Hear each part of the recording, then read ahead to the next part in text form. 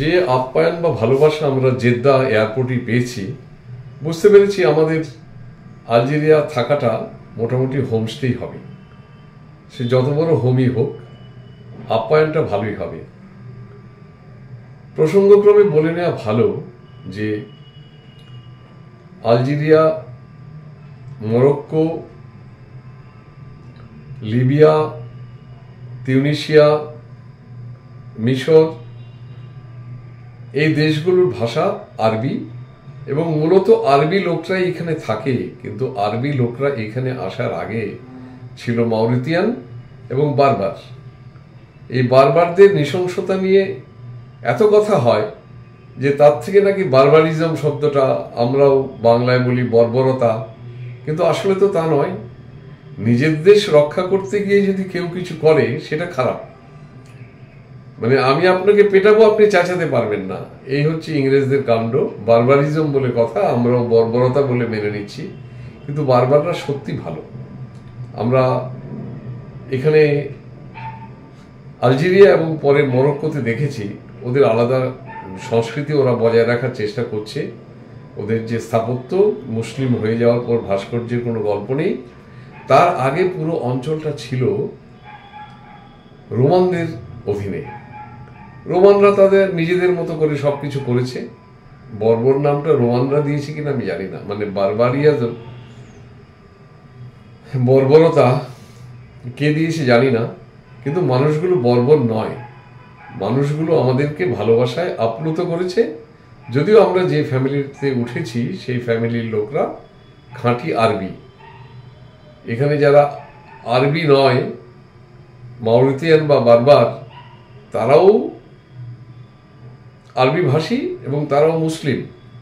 কোনো পার্থক্য করা যায় না নিজেরা না বলে দিলে। তাহলে চলুন আমরা আজকে আলজেরিয়াসে আমাদের যে হোমস্টে সেখানে ঢুকে পড়ি। আমরা পৌঁছে গেলাম আলজিয়ার্সের বিমানবন্দরে। বিমান থেকে বেরিয়ে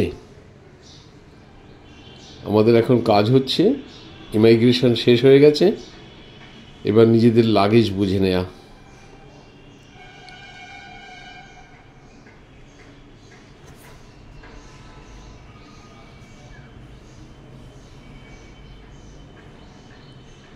প্রচুর লোক, পরপর দুটো বিমান এসেছে জেদ্দা থেকে আলজিয়ার্সে। কারণ অনেকেই গেছেন উমরা করতে, মানে হজ নয়, ঈদের সময় হলে হজ হয়, অন্য সময় মক্কায় গেলে সেটা উমরা।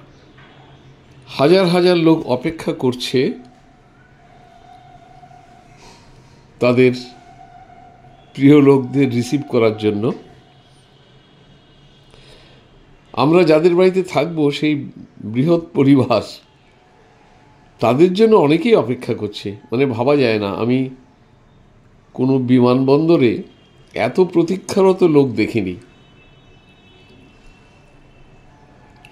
বেশ উপভোগ করছি মানুষের এই ভালোবাসার উষ্ণতা। রাত তো অনেক হলো, তাও কিন্তু সবাই আছে তাদের প্রিয়জনদের নিয়ে যাবে বলে। আমাদের ব্যবস্থা তো হয়ে যাবে, কারণ আমরা যে গৃহে হোমস্টে করব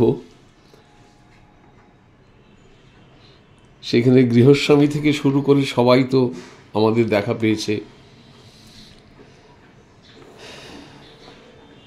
জেদ্দা বিমানবন্দরে। আমরা জানি আমাদের ব্যবস্থা ওরাই করবে, শুধু অপেক্ষা। এবং অবাক হয়ে লক্ষ্য করলাম যে আমাদের উলুধ্বনি যেটা দেয়া, সেটা আমরা জানতাম যে বাঙালিরা দেয় এবং ভারতের কিছু অংশে, কিন্তু এখানে দেখলাম স্বাগত জানানোর জন্য বাইরে উলুধ্বনি শোনা যাচ্ছে।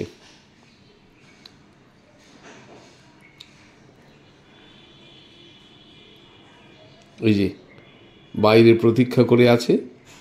আমরা বেরিয়েছি লাগেজ নিয়ে। এখন আমাদের যারা নিয়ে যাওয়ার ব্যবস্থা করবেন তারা গাড়ি দিলে আমরা চলে যাব।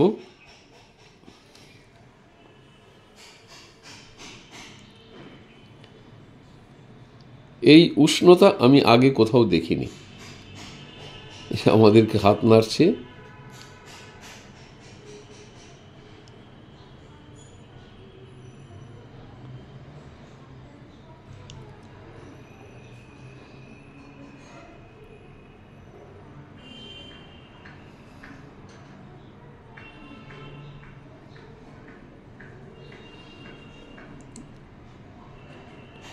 এটা বিমানবন্দরের বাইরে।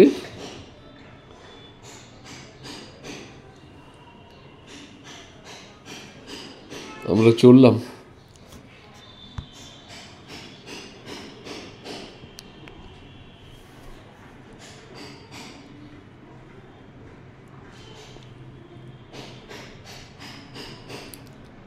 রাতের আলজেরিয়া দেখতে দেখতে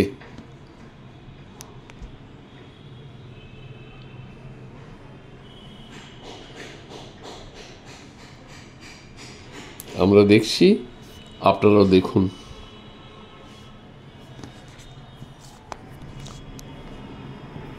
রাতের আলজিয়ার্স। প্রতিটি শহরেরই দিনের বেলা এক রূপ, রাত্রিবেলা আরেক রূপ। আলো আঁধারি, রাতের অন্ধকার আর বিদ্যুতের আলো, তারা একে অপরকে বিদ্রূপ করছে। দেখ আমি কেমন অন্ধকার, আর বিদ্যুতের আলো বলছে দেখ আমি কিরকম আলোকময়। একটা সুড়ঙ্গের মধ্যে দিয়ে যেতে হলো, তারপর আবার রাস্তা।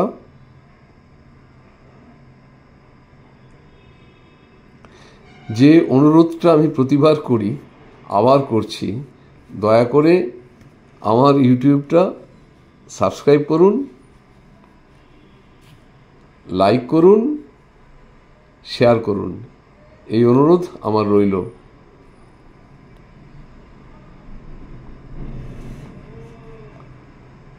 চললাম। গাড়িকে বলে দেয়া আছে সোজা যাবে আমাদের হোমস্টেতে। হোম মানে আমি জানি না, হোমস্টে পেডংয়ে ছিলাম, 5 তলা না 6 তলা বাড়ি, প্রত্যেকটা ঘরে বোর্ডার। কী করে হোমস্টে হয় আমি জানি না।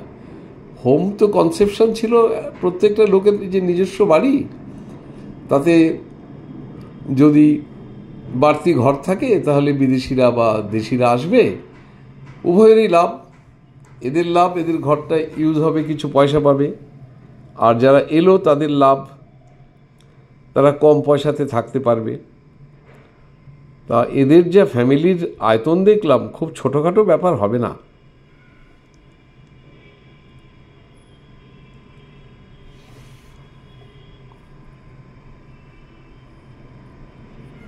এই আমরা পৌঁছে গেলাম। হ্যাঁ, সিঁড়ি দিয়ে উঠছি। এবং এইটা বলে রাখা ভালো যে ইয়ুথ হোস্টেল হোক কি হোমস্টে হোক, পাসপোর্ট জমা দিতে হবে, না হলে হবে না। একমাত্র আমরা যদি কখনো অ্যাপার্টমেন্ট ভাড়া করে থাকি তাহলে পাসপোর্টটা দিতে হয় না। এখানে দিতে হলো। রাত তো অনেক হয়েছে, ঘরে গিয়ে শুয়ে পড়া।